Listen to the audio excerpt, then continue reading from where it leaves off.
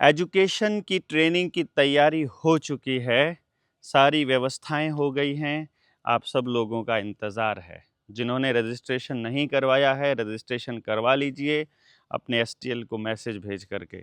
जिनको लगता है अगले 2-3 दिन में अपने नोट्स पूरे कर देंगे 18 तारीख तक, वो भी रजिस्ट्रेशन करवा दीजिए ताकि हमें एग्जैक्ट नंबर पता चल सके कि कितने लोग आ रहे हैं और उसी के मुताबिक हम लोग अपनी व्यवस्था कर सकें।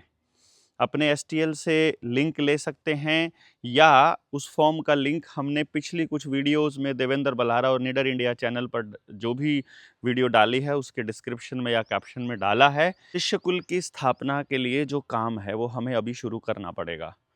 हम लोग भिवानी में थे 14 तारीख को, बाबा साहब भीमराव अंबेडकर की जयंती मना रही थी टीम रवि आज़ाद, और उस दौरान हमने रवि आज़ाद के लिए इस मुहिम को, उसकी आज़ादी के लिए, रिहाई के लिए मुहिम को तेज करने का फैसला लिया।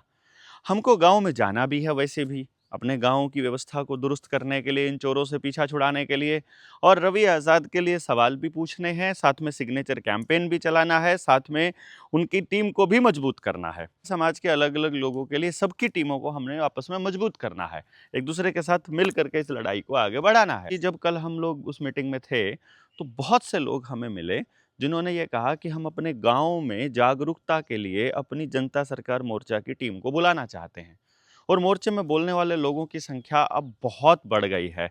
तो हमारे पास कार्यक्रमों की संख्या भी बढ़ेगी, जिले में साथियों को जोड़ने का सिलसिला भी बढ़ेगा, हर व्यक्ति अपने राज्य को जोड़ने के सिलसिले में आगे भी बढ़ेगा। तो ये बहुत ज़रूरी हो गया है कि हम हर मुद्दे के ऊपर चीज़ों को समझ के आगे बढ़ने का एक करिकुलम सेट कर सकें और देख सकें हमको इस यात्रा में आगे कैसे बढ़ना है।